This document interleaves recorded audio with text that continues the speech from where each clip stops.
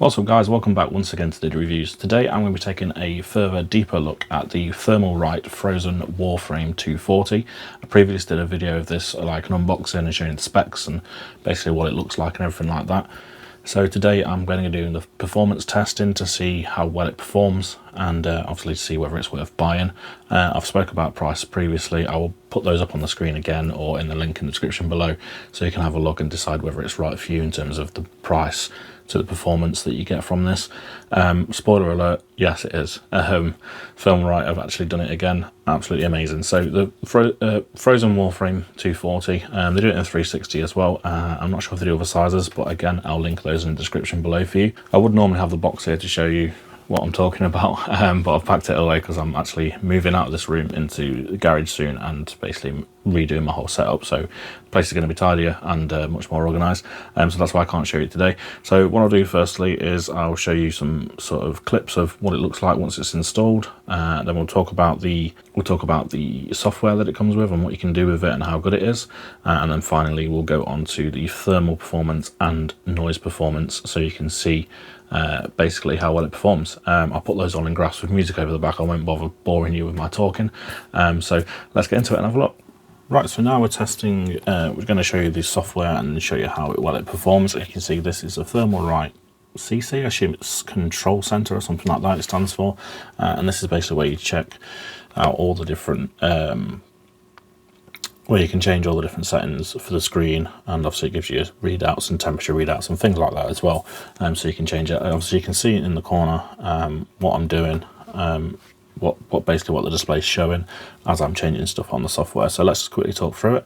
So as you can see, this is basically what's on your display now, and it should be reflected on what's on the actual screen on the cooler there. As you can see here, we've got display angle. We can move that around, literally press that, so it depends on which way you've got the display. You can see it changes it on different angles, so you can turn the screen around and still have it how you want it. Obviously it goes upside down and things like that. It does mess up a little bit in terms of where the text and stuff is, which is a bit of a shame. I'm not sure if you can figure that out, but that's something we can have a look at later. You can change the units from Celsius to Fahrenheit. Don't really need to do that. You can save your theme, you can import and export themes if you get them from elsewhere, and obviously then it shows you here basically what stuff you've got on the screen. So you have your CPU temperature, GPU temperature, megahertz for your CPU, for your GPU, percentage usage of your CPU, and percentage usage of your GPU. So pretty much everything you need to show is on here, and you can basically change it all on here. As you can see, it's actually messed up a little bit on here, but we'll see if changing the theme will get that back. You've got a few local themes here that are just preloaded that you can change between, and they should change straight over, and as you can see, they pretty much change instantly. Let's just quickly flip the screen round, see what happens.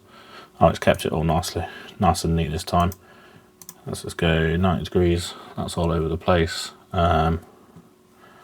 And we'll come back to 0 and see if it's all messed up, but as soon as I go to a different theme it goes back. So if you do get into that situation, you can basically sort it out from there. So there are your themes that you've got, which just show you the time, date, day, and your CPU, temperature usage and frequency.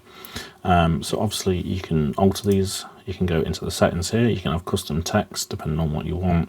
You can change the date and the time sort of format and everything here, and then you can also change your system info, so I can turn that on and that on and that on, and I can literally click and drag on the screen itself and move everything about to where I want it.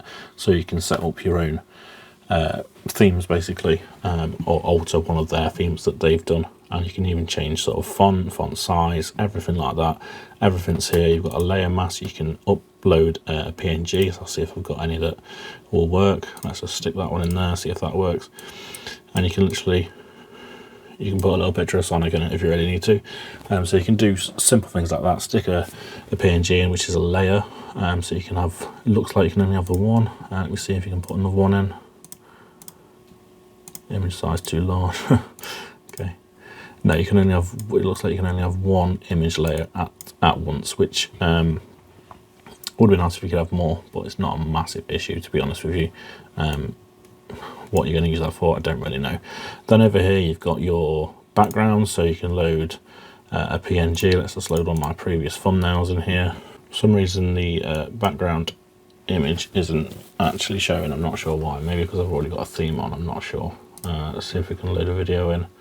So I'll just stick this in, see if this works. So we've got a loaded a video in here. I'm not sure if there's for some reason the background thing doesn't seem to work. I'm not sure what's going on with that. It doesn't load PNGs or load videos in there, but you can load them in this media player here and get it. And as you can see, I've got a short Terminator video on there, and you can move all this stuff about if you really need to. You can move everything about and set it as you like, so you can have your own video on there with your overlays of everything down here, and you can literally select what you want on, so you can select everything on and everything like that. You can mess about with them basically and do everything you need to do. You can even change the interval here if you want to, so have obviously how often it updates and things like that. So you've got decent control here actually. The software is actually quite easy to use and seems to respond pretty well. The only thing I've found there is the background just won't do anything, but yeah, you can at least load in a video there. So following on from that, you've got obviously your local themes here. You're going to default, there should be nothing there. Well, it's just the same ones, and then you can go onto user. Sorry, not user. This is obviously the ones you save yourself.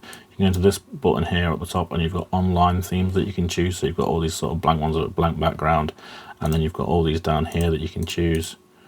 So you can cycle through all of these and basically choose one of these that you like. And there's absolutely tons of them. So if you can't be bothered to make one yourself, then there should be one here that you'll probably like.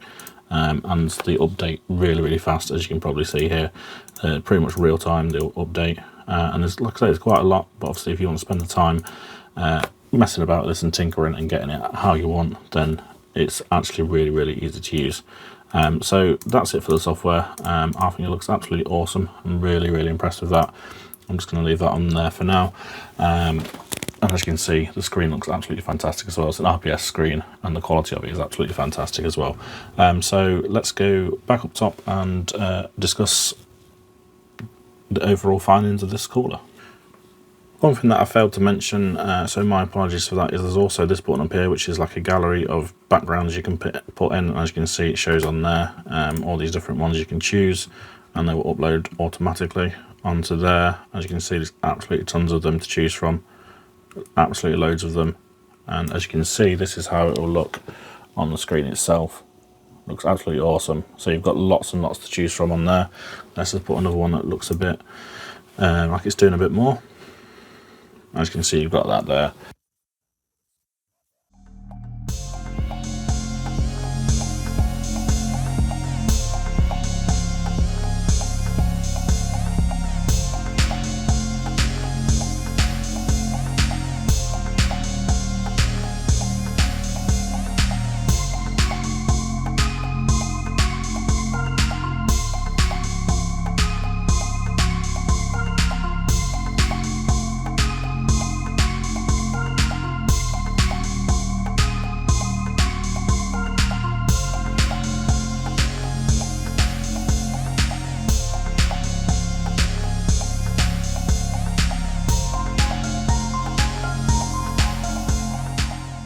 So you've seen what it looks like. You've seen the graphs showing how well it performs, and hopefully you'll agree with me that it performs absolutely fantastically. This system, I'm using a 5900X on a B550-E board from Asus, and everything else doesn't really matter, but that'll be on the in the description below.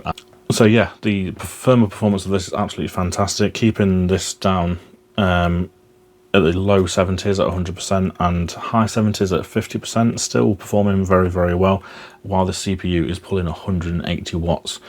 So it's getting pretty toasty, and the cooler's doing a fantastic job of it. Even at 50%, it still manages to keep it under control. At 75%, it does an absolutely fantastic job, and at 100%, obviously, it does even better. Also, along with that, you've seen the graph for the noise. Really quiet, especially at 50%. You can barely hear it. You might be able to hear it now, just the buzz of the pump in the background, because you can't really hear the fans at that speed.